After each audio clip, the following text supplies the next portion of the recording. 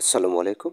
তৃতীয় শ্রেণীর ছোট্ট শিক্ষার্থী বন্ধুরা, আহ, আজকে তোমাদের গণিত বইয়ের 26 পৃষ্ঠা থেকে তুলে ধরছি 25 পৃষ্ঠা যা আছে। 26 পৃষ্ঠাগুলো করে দিলে 25 পৃষ্ঠাগুলো পারবে, যার কারণে আমি 26 পৃষ্ঠা তুলে ধরছি শুধু। ঠিক আছে। আর আজকে আমি কথা দিচ্ছি আরেকটা বিষয়, যারা একেবারে যোগ একটু কম বোঝো তাদের জন্য আজকের ক্লাসটা ভেরি ভেরি ইম্পর্টেন্ট। এছাড়া যারা পারো তারা শুধু আজকে চর্চা করে যাও। দেখো, যোগ কীভাবে শিখতে হবে। অন্তত আমি জানি যে গোনা শিখো, তোমরা গোনা জানো, 1 থেকে 100 পর্যন্ত গুনতে পারো। তো যারা গুনতে পারো তারা যোগ অবশ্যই পারবে। আমি সেই টেকনিকটাই আজকে অবলম্বন করব, যে যোগ কখনো আর ভুল হবে না। তবে আস্তে আস্তে প্র্যাকটিস করে করে উপরের লেভেলে যেতে হবে। প্রারম্ভিক যেভাবে করবে আমি ঠিক এইভাবেই বুঝিয়ে দেবো। তোমরা যারা যোগে একটু দুর্বল বা হাতে রাখতে একটু ভুল হয়, তারা আমার সাথে এইভাবে করবে, তাহলে আর ভুল হবে না।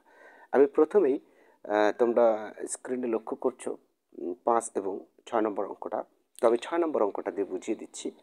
অ্যাট ফার্স্ট যেহেতু এটা বলছে পাশাপাশি যোগ করতে হবে, তো পাশাপাশিভাবেই করতে হবে। তো 6 নম্বরে আছে 1 4 8 5 যোগ 3 2 7 যোগ 4 5। এই পাশাপাশি করতে হবে, তার মানে এখানে যোগফলটা লিখতে হবে। কিন্তু এভাবে করতে গিয়ে অবশ্যই তোমাদের সমস্যা হবে, কারণ তোমাদের ছোট, তোমরা ছোট বয়সে, এই বয়সে হয়তো পারবে না।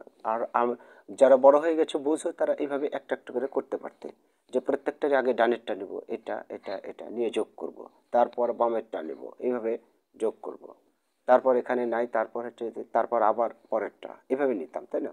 কিন্তু তোমরা এভাবে না করে করবে কিভাবে? রাফে, খাতার অন্য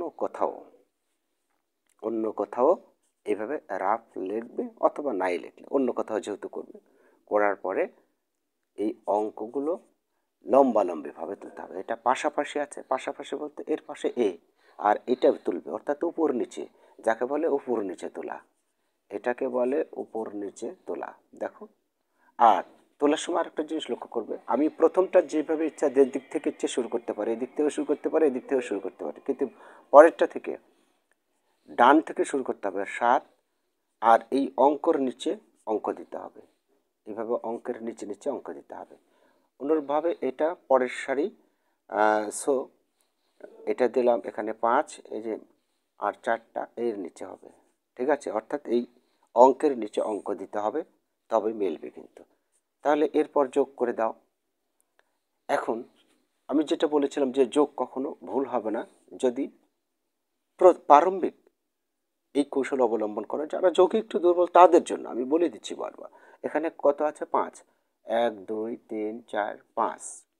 এখানে কত আছে? 7, 1 2 3 4 5 6 7। আচ্ছা, আমি ভালো করে দিই, 1 2 3 4 5, পরেরটা আছে 7, তারপরেরটা কত? 5, 1 2 3 4 5। এবার একবারে গুলো, 1 2 3 4 5 6 7 8 9 10 11 12 13 14 15 16 17টা আছে। তার মানে 17টা দাগ হলো। এখানে কতটা দাগ হলো? 17টা। তো 17 লিখতেও পারো।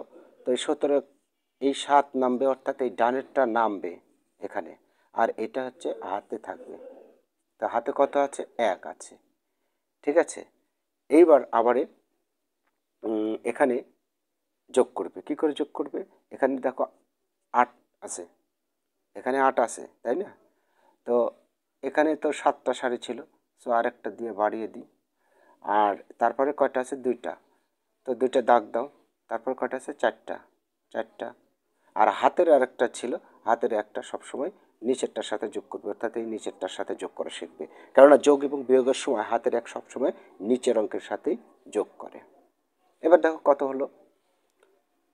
8, এখানে আছে 8 9 10 11 12 13 14 15। কত হলো? 15। তাহলে 15 কত নামবে? দেখো, এই ডানেরটা নামবে, তার মানে 5, আর হাতে থাকবে 1। এই একটা আবারও এর সাথে যোগ করব, 4 হলো।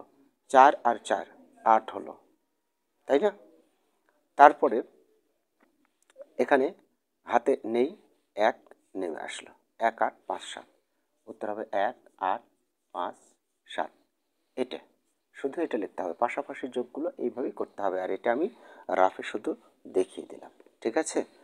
আশা করি বুঝতে পেরেছ। এবার লিখিত একটি অঙ্ক তোমরা লক্ষ্য করছো, একটি চিড়িয়াখানায় গতকাল 2754 জন দর্শনার্থী এসেছিল, আজকে 3656 জন দর্শনার্থী এসেছে।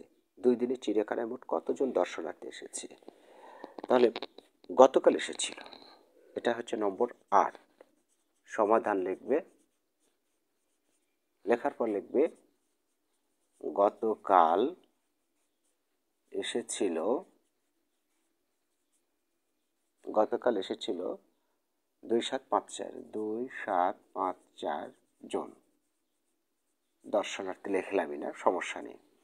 আজকে এসেছে, আজকে এসেছে 3656, 3656। তা আমি বলেছিলাম যে এদিক থেকে তুলবে, তো যেহেতু একই ডিজিটের অঙ্ক অর্থাৎ সমান সমান পরিমাণ, 4টে 4টা করে, সো একটার নিচে একটা লিখলে মিলে যাবে। 3656, তাই না? হ্যাঁ, 3656 এতজন। এবারে বলেছে যে মোট কতজন এসেছিল 2 দিনে। তাহলে 2 দিনে মোট, এটা কি করতে হবে? যোগ করতে হবে। তো এই যে 6 আর 4, 6টা দাগ দিয়ে নাও, 1 2 3 4 5 6, ঠিক আছে? আর 4টা দাগ দিয়ে নাও, 1 2 3 4। তাহলে মোট কত হলো? এখানে 6 7 8 9 10, 10-এর 0, হাতে কত? 1, তাই না? এই যে 10 নামে, 10-এর এই 0টা নামবে আর হাতে 1 থাকবে, তাই না? এবারে ওই 1-এর সাথে যোগ করো, 6 5 6 11-র 1, হাতে 1, হাতের 1 আবার এর সাথে যোগ করো, 7 7 7 14, 14-র 4, হাতে থাকে 1, ঠিক আছে? তারপর এই হাতের 1 এখানে যোগ করো, 4 4 2 6, এতজন। ক্লিয়ার? উত্তর 6 4 এতজন, কিছু লিখতে হবে না। ওকে, আচ্ছা, এর পরবর্তীতে 9 নম্বর অঙ্কটাও করে দিই। 9 নম্বরটা কি বলছে তোমরা ফলো করছো? একটি পাইকারি দোকানে 4416 বস্তা চাল, 3241 বস্তা গম এবং 1537 বস্তা চিনি আছে। ওই দোকানে কতগুলো বস্তা আছে? তো চাল লিখবে, চাল আছে 4416। আমি দেখতে পাচ্ছি যে প্রত্যেকটা সংখ্যাই 4 অঙ্ক বিশিষ্ট। সো সংখ্যাগুলো তুলতে খুব সহজ, অঙ্কের নিচে অঙ্ক সোজাসুজি করে তুলব। চাল, তারপর হচ্ছে গম আছে তোমার 3 2 4 1, 3 2 4 1 এত বস্তা, বস্তা তো লিখিনি আমি, বস্তা। তারপর হচ্ছে চিনি, চিনি আছে তোমার 1 5 3 7 বস্তা। ব্যাস, মোট কত? তাহলে মোট কত বস্তা আছে যোগ করে দেবো। 7 আর 1 8, 8 আর 6 14, এই যে 14-র কত নামে? 4 নামে, হাতে 1 থাকে। আচ্ছা, 3 আর 1 4, 4 4 8 আর 1 9, হাতে নেই। 5 2 7, 7 4 11-র 1, হাতে এই যে 11-র 1 নামে আর এই 1 হাতে থাকে, তাই না? 2 3 2 5, 5 4 9 এত বস্তা। তাহলে উত্তর লিখবে, উত্তর 9 1 9 4 বস্তা। ওকে, তাহলে শিক্ষার্থী বন্ধুরা, আশা করছি তোমরা বুঝতে পেরেছো এবং যোগগুলো কীভাবে করতে হবে প্রারম্ভিক সেটাও তোমরা বুঝে গেছো, যারা একেবারেই বোঝো না। আর যারা বুঝো আগে থেকে তাদের জন্য তো একটা প্র্যাকটিস হয়ে গেল, তাই না? ভালো থেকো, তোমাদের দীর্ঘজীবন কামনা করে এখানে শেষ করছি। আল্লাহ হাফেজ।